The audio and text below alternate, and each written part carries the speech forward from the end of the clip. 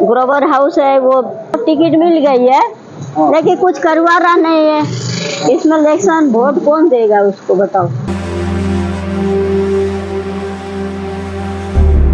जब उनको जरूरत होती है तब बोलते हैं हम सब कुछ करेंगे, बाद में फोन करते रहो, कोई ध्यान ही नहीं देता।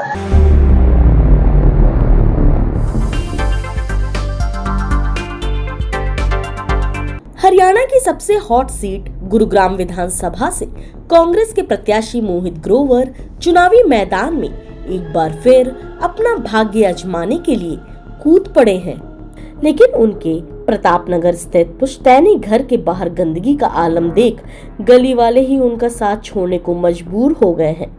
गली तो गली, मोहल्ले ने भी उनसे किनारा कर लिया है। लोगों की माने तो जो नेता अपने घर के बाहर सफाई नहीं करा सकता, वो शहर की दशा क्या सुधारेगा। आसपास के निवासियों की माने तो कई महीनों से यहाँ सीवर जाम पड़े हैं, जिसके चलते न केवल उन्हें बीमारियों का सामना करना पड़ रहा है, बल्कि उनकी कमाई भी अब आधी रह गई है। हाँ जी, प्रेमलता बंसल हूँ। बंसल किराना स्टोर है और हमारे दुकान के आगे पूरा गंद पानी सब। मेरे को अभी 1 महीना टाइफाइड हो गया था ये गंद के वजह से। अभी मतलब ठीक भी नहीं हुई हूँ, पूरा उल्टियाँ आ रही है, सारे उल्टियाँ कर रहे हैं बिल्कुल। अभी भी मेरा तबीयत सही नहीं हुआ और ये इसके वजह से हमारा बिजनेस भी कम हो गया। मतलब गंद पानी है, सीवर भरा पड़ा है, ग्रोवर हाउस है, वो इलेक्शन पे तो लड़ रहा है लेकिन कुछ करवा रहा है। उसको सीट तो मिल गया लेकिन कुछ नहीं करवा रहा है। टिकट मिल गया, सीट हाँ, मतलब टिकट मिल गई है लेकिन कुछ करवा रहा नहीं है।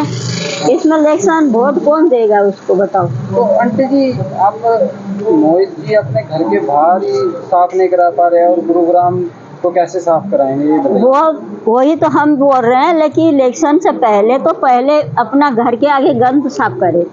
यहाँ से उसका घर है, ये पानी भरा पड़ा है, लोग आने जाने में दिक्कत है, कतराते हैं, कोई घर से बाहर नहीं निकल रहा है।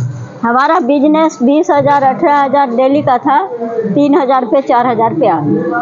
आंटी जी, मैंने देखा है ये नॉर्मल पानी भी नहीं है, सीवर का बहुत गंदा पानी है। सीवर का क्या, हम तो पानी आरओ का भी पी नहीं पा रहे हैं। आरओ 8 दिन में एक बार साफ करवाते हैं, एक बार 300 रुपया दे के और साफ करवाते हैं आरओ, फिर भी पानी गंदा आ रहा है। कब से हालात है ये? अभी लगभग 6 महीना से हो रही है।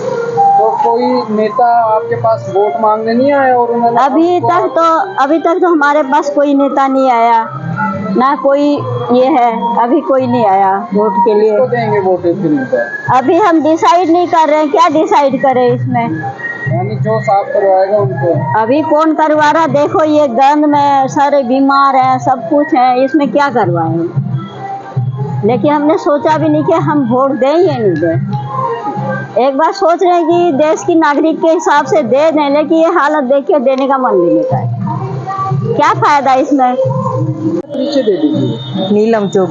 क्या कहेंगे, इतना बुरा हाल हो रहा है पूरे? कई दिन हो गए हैं, इतनी पूरे एरिया में स्मेल हुई पड़ी है, बहुत दिनों से चल रहा है। तो ये बीमारी का कारण है। जब इतना गंद इकट्ठा हो जाएगा, कोई ध्यान नहीं देगा, प्रशासन बिल्कुल ध्यान नहीं दे रहा। और कितने दिनों से ये ऐसे कैसे रखा हुआ है, इतनी बुरी हालत हो रही है कि पूछो मत।